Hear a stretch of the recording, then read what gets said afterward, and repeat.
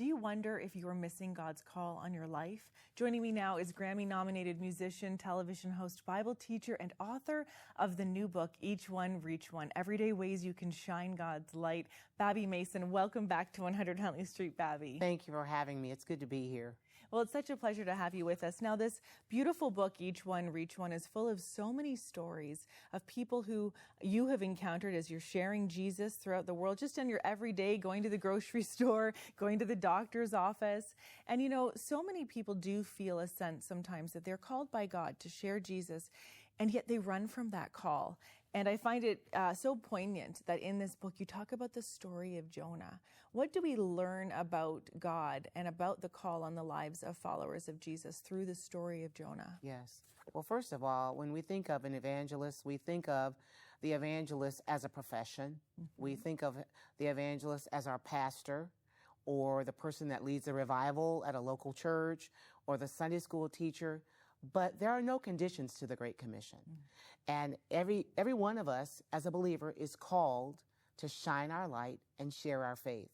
And sometimes that person is a professional prophet or preacher like Jonah. He was a prophet who was called to go and preach the gospel, but he didn't want to go.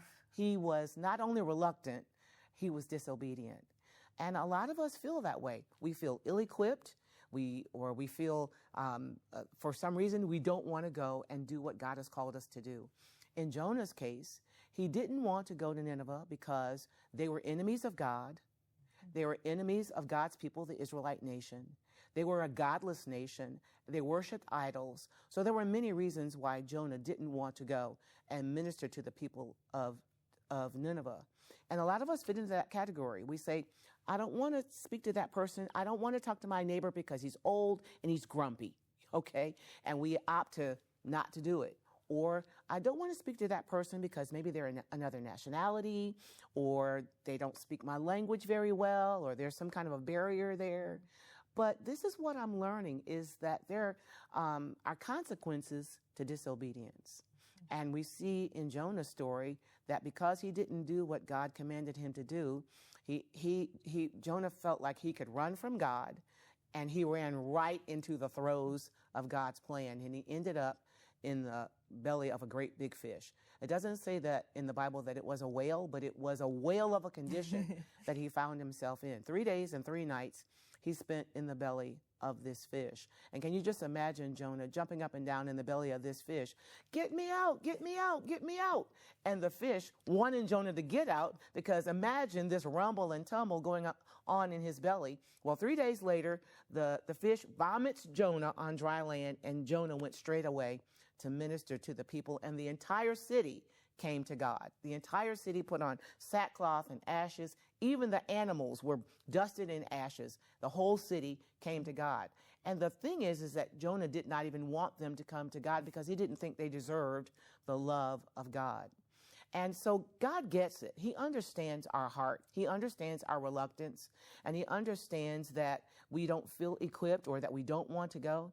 Not only are there consequences to disobedience, but there is a reward for obedience. Mm. And one of the greatest rewards that I found for obedience is joy. Mm.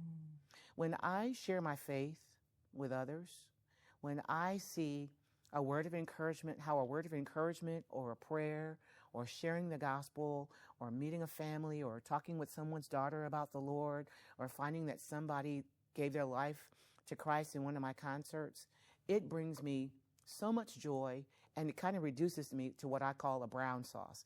It just reduces my heart to so much humility, knowing that God could use me. Listen, I'm just a preacher's kid from Jackson, Michigan. Just like the verse that says, can any good thing come out of Nazareth? Hey, can anything good come out of Jackson, Michigan? Well, yes.